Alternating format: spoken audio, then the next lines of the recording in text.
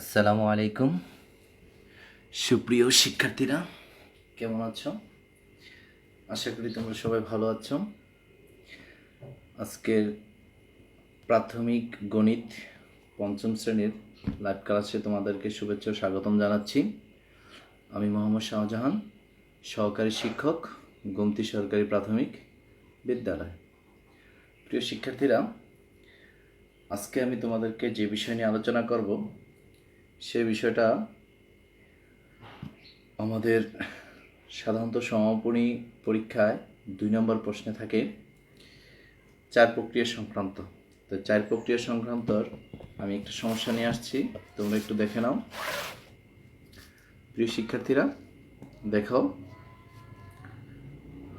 মা ও কন্যার বয়সের সমষ্টি 64 বছর। মায়ের বয়স কন্যার বয়সের 3 গুণ। এটা হচ্ছে আমাদের সমস্যাটা। এখন ক, কন্যার বয়স কত? খ, মায়ের বয়স কত? গ, 5 বছর পর মা ও কন্যার বয়স কত হবে? প্রিয় শিক্ষার্থীরা, তোমরা কি দেখতে পাচ্ছ? আশা করি দেখতে পাচ্ছ। এখন আমরা প্রথম সমস্যাটি নিয়ে আলোচনা করব। প্রথম সমস্যাটা কি? কন্যার বয়স কত।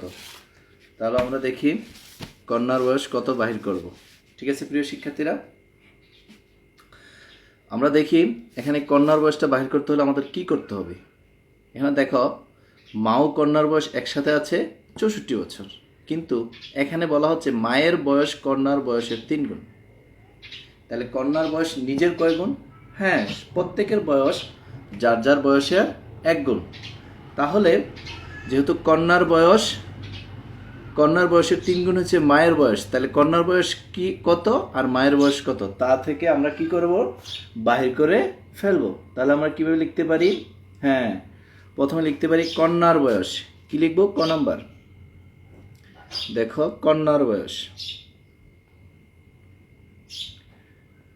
বয়স মনে করো কন্যার বয়স, তাহলে প্রত্যেক লোকের তার নিজের বয়সের কয় গুণ থাকে? 1 গুণ থাকে। তাহলে কন্যার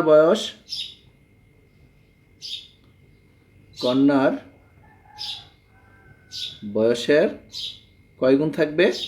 প্রিয় শিক্ষার্থী, একটু খেয়াল করি। 1 গুণ। কন্যার বয়সের 1 গুণ। খেয়াল করছি? কন্যার বয়সের 1 গুণ। তাহলে এখানে আর কার বয়স আছে? মায়ের বয়স। একটু খেয়াল করি। মায়ের বয়স সমান এই কন্যার বয়সের কত লেখা আছে আমাদের? 3 গুণ। কয় গুণ? 3 গুণ। তাহলে আমরা এটা কি করব? যোগ করব। তাহলে এখানে কে কে হলো? মা এবং কন্যা। কে কে হলো? মা এবং কন্যা, অর্থাৎ মাতা এবং কন্যা। তাহলে আমরা লিখি মা ও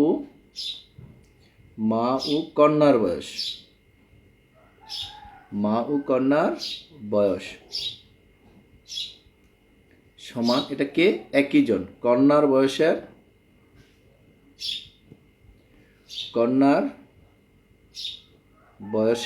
কয় গুণ?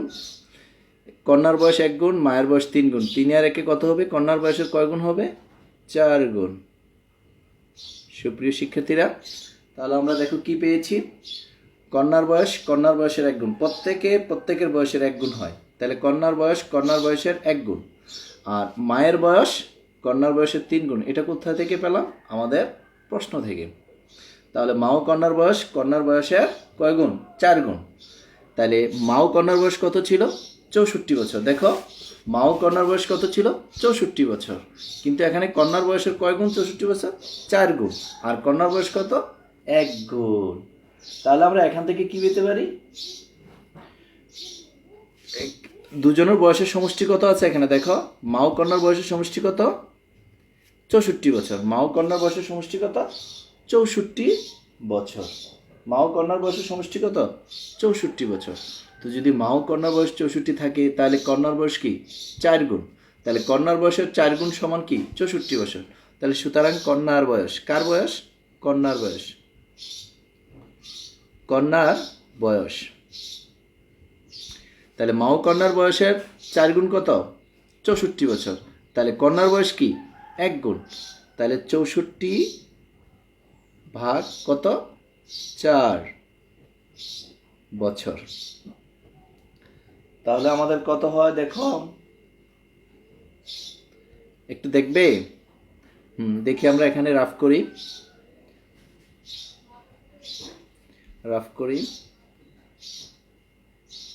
64, 4 একে 4, 4 থেকে 6 থেকে 4 গেলে 2, নামাবো 4, 4 6 24। তাহলে কত পেলাম? 16। তাহলে কন্যার বয়স 16 বছর। সুপ্রিয় শিক্ষার্থীরা, তাহলে আমরা কন্যার বয়স কত পেলাম? 16 বছর। কন্যার বয়স কত? তাহলে কন্যার বয়স কত? 16 বছর। প্রিয় শিক্ষার্থীরা, আমরা এবার খ, মায়ের বয়স কত? মায়ের বয়স কত? খ নাম্বার, মায়ের বয়স কত একটু দেখি। প্রিয় শিক্ষার্থীরা একটু খেয়াল করো, মায়ের বয়স কত? আমাদের এখানে কন্যার বয়স পেয়েছি 16 বছর। এখন আমাদের এখানে সমস্যা লেখা ছিল মায়ের বয়স কন্যার বয়সের 3 গুণ। মায়ের বয়স কন্যার বয়সের 3 গুণ। তাহলে কন্যার বয়স কত পেয়েছি? 16 বছর। কোথা থেকে? ক থেকে। তাহলে ক থেকে পাই,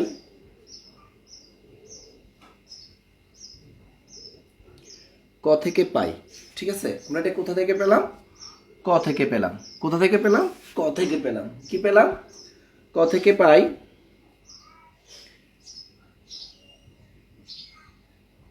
কন্যার বয়স কত বছর? 16 বছর। ক থেকে পাই কন্যার বয়স 16 বছর। সুতরাং কার বয়স? মাতার বয়স বা মায়ের বয়স। কি লিখব? মায়ের বা মাতার একই কথা। মায়ের বয়স। তাহলে মায়ের বয়স কয় গুণ ছিল? কন্যার বয়সের 3 গুণ। কন্যার বয়সের 3 গুণ। তাহলে কন্যার বয়স কত? 16। 16 গুণ 3, এটা কি হবে? বছর।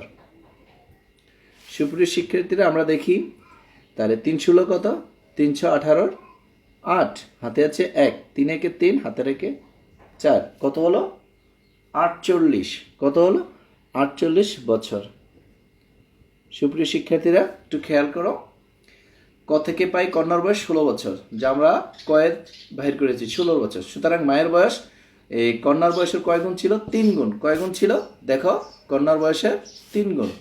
তাহলে 3 16 48 বছর। তাহলে খ থেকে পাই কন্যার বয়স 16 বছর। সুতরাং মায়ের বয়স 3 গুণ, 3 16 48, তাহলে 48 বছর। দুই শিক্ষার্থীরা, আমরা এখন ঘ নম্বর সমস্যা রাখবো। 5 বছর পর মা ও কন্যার বয়স কত হবে? 5 বছর পর মা ও কন্যার বয়স কত হবে? আমরা কি অপর পৃষ্ঠায় চলে যাই? তাহলে এখন করব কি? গ নাম্বার। কি করব? ঘ নাম্বার। প্রিয় শিক্ষার্থীরা, খেয়াল করো, 5 বছর পর মা ও কন্যার বয়স কত হবে? তাহলে ক থেকে পাই, ক থেকে পাই কন্যার বয়স। কার বয়স? কন্যার বয়স। ক থেকে পাই কন্যার বয়স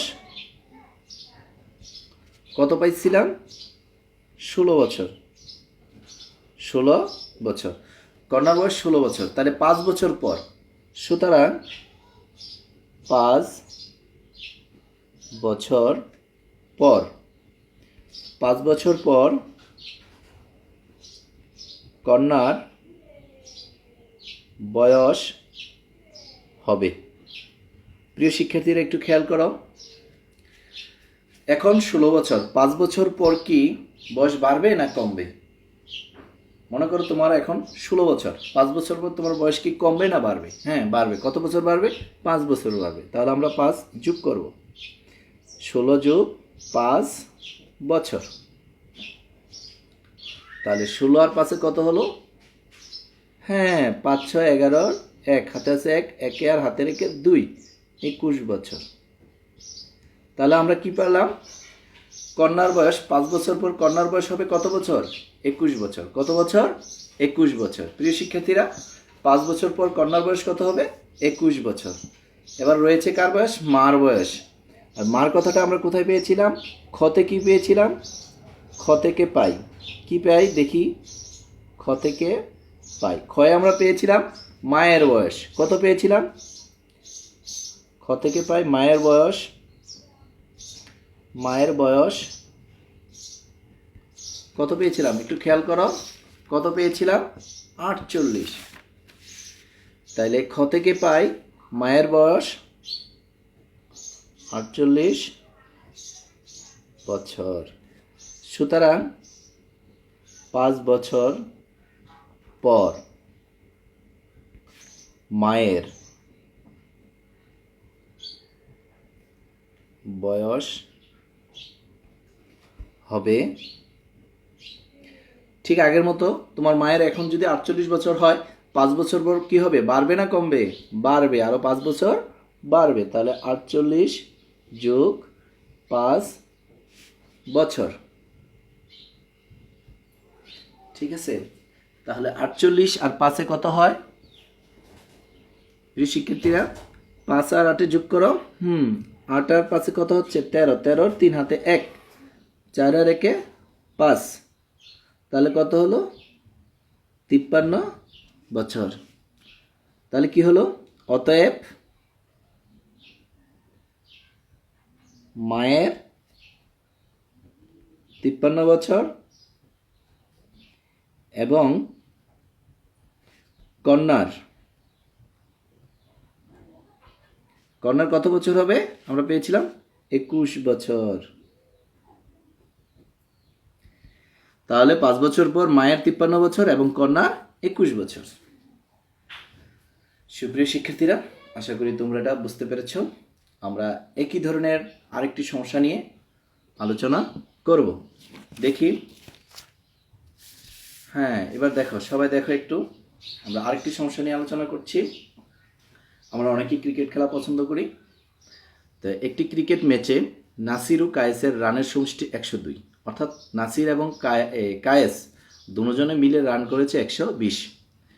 এখন নাসিরের রান কায়েসের রানের 5 গুণ। খেয়াল করো, নাসিরের রান কায়েসের রানের 5 গুণ। ক, কায়েস কত রান করলো? খ, নাসির কত রান করলো? ঘ, দুইজনের রানের পার্থক্য কত? হ্যাঁ প্রিয় শিক্ষার্থীরা, আমরা এখন এই সমস্যাগুলো নিয়ে আলোচনা করব। প্রথমে দেখো, কায়েসের কত রান করলো। ঠিক আগের সমস্যাটার মতনই আমাদের এই সমস্যাটা কিছু। কে রান কম করলো? নাসিরের রান কায়েসের রানের 5 গুণ। তাহলে নাসিরের রান কায়েসের রানের 5 গুণ। কায়েস যে রান করে তার 5 গুণ করে কে? নাসির। ঠিক আছে, তাহলে ওই 5 গুণ আর এই 5 গুণ থেকে আমাদের কি কায়েসের কত রান করলো বাহির করব। তাহলে কায়েসের রান কায়েসের কি হবে? 1 গুণ না 2 গুণ হবে? হ্যাঁ, নাসিরের রান কায়েসের রানের 5 গুণ। তাহলে কায়েসের কম। তাহলে আমরা প্রথমেই কমটা নিয়ে বলি। তাহলে কায়েসের রান, কার নাম? কার নাম? হ্যাঁ, কায়েসের রান সমান কায়েসের রানের কায়েসের রানের কায়েসের রানের 1 গুণ। কায়েসের রানের 1 গুণ। কায়েসের রানের 1 গুণ। ঠিক আছে, কায়েসের রান কায়েসের রানের 1 গুণ।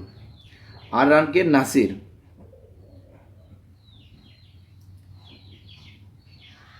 নাসিরের রান সমান এই কায়েসের রানের কয় গুণ দেওয়া আছে তোমাদের বইয়ে? দেখো, খেয়াল করো, প্রশ্নে কত আছে? 5 গুণ। 5 গুণ। ঠিক আছে,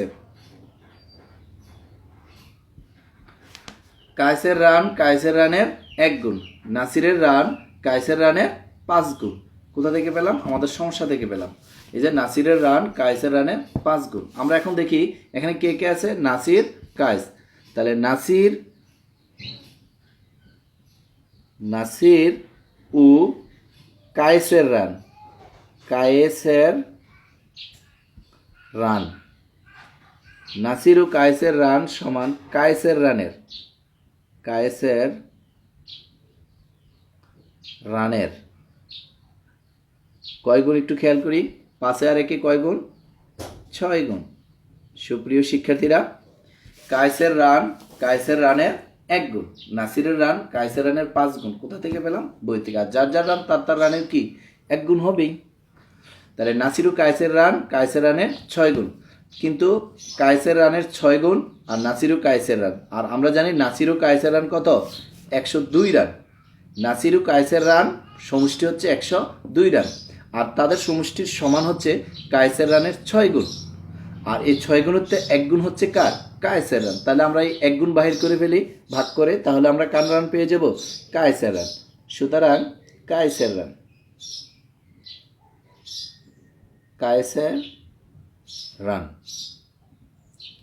সুতরাং কায়েসের রান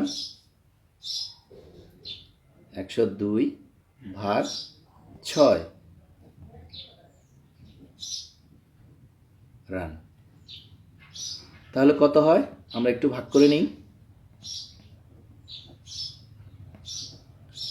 রাফ করে নিচ্ছি। 6 একে 6। সুপ্রিয় শিক্ষার্থীরা, 6 একে 6। 6 থেকে 10 বিয়োগ করলে কত হয়? 6 থেকে 10 বিয়োগ করলে কত হয়? সুপ্রিয় শিক্ষার্থীরা, আমরা একটু বলি কত হয়। 2। 6 7 42। ঠিক আছে, তাহলে কত রান পেলাম? 17 রান। 17 রান। তাহলে সুপ্রিয় শিক্ষার্থীরা, কায়েসের রান কত? 17 রান। আমরা প্রথম কয়ের উত্তর পেলাম। কায়েস কত রান করলো? 17 রান করলো। কায়েস কত রান করলো? 17 রান করলো। আমরা খ নম্বর দেখতেছি, নাসির কত রান করলো? আমরা জানি এখানে 102 রানের মধ্যে কার কার আছে? কায়েসেরও আছে, নাসিরেরও আছে। কায়েসের কত রান, কত গুণ নাসিরের? নাসিরের রান কায়েসের রানের 5 গুণ। কয় গুণ? 5 গুণ। তাহলে আমরা এবার খ করি। ক থেকে পাই কি পাই? কায়েসের রান। কি পাই? ক থেকে পাই কায়েসের রান কত পাই? 17। ক থেকে পাই কায়েসের রান 17। সুতরাং নাসিরের রান, কার রান? নাসিরের। কায়েসের কয় গুণ পায় নাসির? মনে আছে? এই যে দেখো 5 গুণ। কয় গুণ? 5 গুণ। তাহলে নাসিরের রান, এই যে কায়েসের 17 রানের কয় গুণ পাবে? 5 গুণ। গুণ 5। আমরা জানি 5 17 কত? এখানেও একটু রাফ করে নিই। 17 গুণ 5। আমরা এই রাফগুলো খাতার নিচে করব, ঠিক আছে? 5 7 35 5, হাতে আছে 1, 5 1 5, আর হাতের 3 5 7 35 5, হাতে 3, 5 1 5, 5 এর 3 8, 85 রান। তাহলে নাসিরের রান কত? 85। সুপ্রিয় শিক্ষার্থীরা, কায়েসের রান 17 আর নাসিরের রান 5 গুণ 5 17 85। 5 17 85। আমাদের পরবর্তী প্রশ্নটা একদম সহজ। দুইজনের রানের পার্থক্য কত? সুপ্রিয় শিক্ষার্থীরা, দুইজনের রানের পার্থক্য কত? দুইজনের রানের পার্থক্য কত দেখি। আমরা দেখি কার রান বেশি? নাসিরের রান বেশি। তাহলে আমরা প্রথমে নাসিরের লিখব। তাহলে খ থেকে পাই। কি থেকে পাই? খ থেকে পাই। খ থেকে পাই কি পাই? নাসিরের রান। নাসিরের রান কত? 85। এবং ক থেকে পাই। কি থেকে পাই? ক থেকে পাই। কি পাই? ক থেকে কি পেয়েছিলাম? কায়েসের রান। কি পেয়েছিলাম? কায়েসের রান। খ থেকে পেয়েছি কায়েসের রান। কত পেয়েছিলাম? 17। কত পেয়েছিলাম? 17। তাহলে পার্থক্য মানে বিয়োগ। পার্থক্য মানে কি? বিয়োগ। তাহলে সুতরাং রানের পার্থক্য, সুতরাং দুজনের রানের পার্থক্য, দুজনের রানের পার্থক্য। তাহলে আমরা বিয়োগ করি। এই যে 75 থেকে 17, তাহলে এটা কি? 1 নিলে 15, 15 থেকে 7 গেলে 8 7 15, হাতে আছে নাই। এই 7-এর থেকে 1 গেলে, কারণ এখান থেকে 1 চলে গেছে, তাহলে এখানে কি আছে? 7। 7-এর থেকে 1 গেলে কত হয়? 6, 68। তাহলে দুজনের রানের পার্থক্য কত? 68। সুপ্রিয় শিক্ষার্থীরা, তোমরা কি বুঝতে পেরেছ? আশা করছি তোমরা বুঝতে পারছো। আর একটু দেখে নাও মনোযোগ সহকারে। হ্যাঁ সুপ্রিয় শিক্ষার্থীরা, আজকে আমাদের এই পর্যন্তই। আর তোমরা বাড়ির কাজ হিসাবে এই দুটো অঙ্কেই একবার দেখে আরেকবার না দেখে করবে। আর সবাই সুস্থ থাকবে এই প্রত্যাশায়। আল্লাহ হাফিজ। আসসালামু আলাইকুম ওয়া রাহমাতুল্লাহ।